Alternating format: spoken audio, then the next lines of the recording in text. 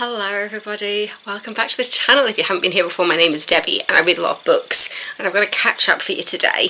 So, the last of these I did books 14 to 16 of the Jessie Hunt. This one is 17 to 20 and my goodness, it feels like we're on a ride at the moment. Again, I'm not going to go much into the individual stories because I want you to still be able to enjoy them. I'm talking more about the underlying story that's happening with Jessie and the family. So last time I announced that Jessie, I made an announcement, I told you that Jessie and Ryan had gotten engaged and they're still engaged. The timeline across the book was quite close together because you hear them talk about cases from like last week or a couple of months ago, and like that was going back to just a few books, and so it all feels like it's like tiny condensed, which I like. I like the idea that I'm reading quite a short period in the lives of these people. But yeah, I'm just really still enjoying it, and we've actually turned a bit of a corner when it comes to Jessie's sister Hannah.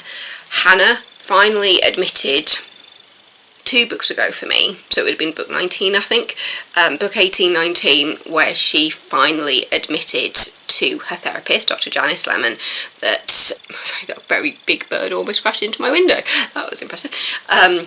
Yes, so Hannah has now finally admitted not only to herself and to Jessie and Ryan, but now to her therapist, who is also Jessie's therapist. She's finally admitted that she did actually kill the Night Hunter, and that it wasn't actually in self-defence. Now, Jessie and Ryan knew that it wasn't in self-defence because they were there. They know that Hannah shot him when he was being apprehended, and so he wasn't an actual threat at that moment, which is why Jessie's been saying to Hannah, like, talk to Dr. Lemon, talk to Janice, talk to your therapist, and Hannah has just been really struggling to be able to communicate what she's going through, but finally she's told Dr. Lemon, and then Dr. Lemon had a talk with Jessie. Dr. Lemon goes straight into with Hannah saying, yes, I broke our trust, but it was for a very good reason, because at this point you've admitted to me that you have been dreaming about possibly killing somebody again, and I feel like you might be at harm to yourself and other people. So do you want to voluntarily check into some inpatient treatment? Which Hannah does. It feels like we're going more down Hannah's story now. Even though we've still got things happening on Jessie's side, especially when it comes to the storyline with Andrea, who is in prison and claims to be trying to help Jessie. Oh, that's a whole other storyline thing happening there. But yeah, so we've got a little bit of a murder mystery happening on the Hannah side of things, because a friend of Hannah's in her inpatient treatment called Meredith Bartlett, which was why I remember it, because her name is Bartlett, who also was nicknamed Mary. She has died. Mary died in the inpatient facility. Hannah isn't convinced by the story put out by the facility that Mary committed suicide.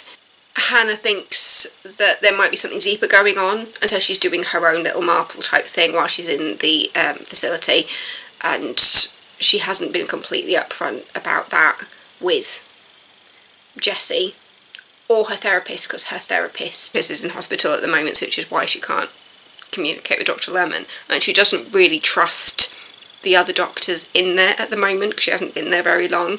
So Hannah's grappling with herself in regards to wondering what happened to Mary and how open she should be about what she thinks might have happened, but at the same time she also feels like she can't talk to her sister about it either.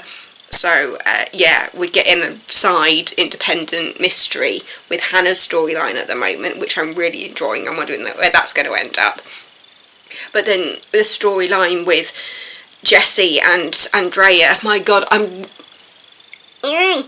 with Andrea, we found out about this about a book or 2 ago. It was around about the same time that Hannah admitted to the therapist about her issues, but we started getting chapters from Andrea while she was in prison about kind of a cult that she started where she's managed to convince other people who are getting ready to leave and getting them to agree to commit crimes outside so that Andy can be on Jesse's side again. Basically, Andrea is completely crazy, and she thinks that if she creates crimes and then gives the advice to Jesse, that eventually they'll be friends again. It just tells you the psychopathic tendencies that Andy actually has.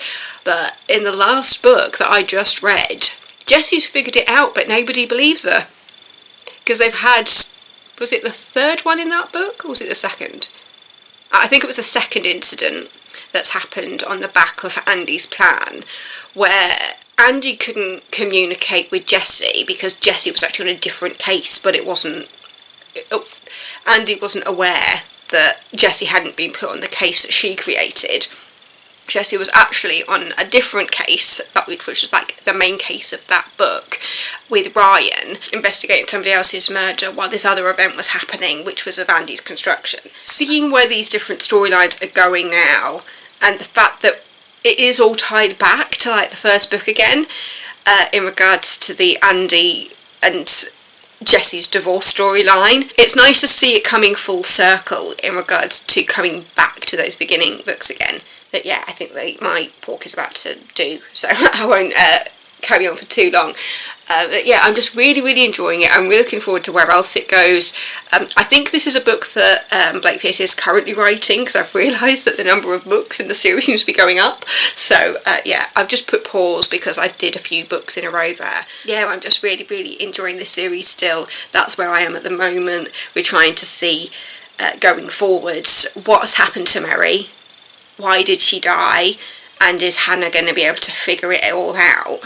And then you've got Jesse, who's like right on the heels figuring out Andy's plan, but nobody actually believes her. So, yeah, I'm looking forward to seeing what happens. But yeah, so thank you so much for watching.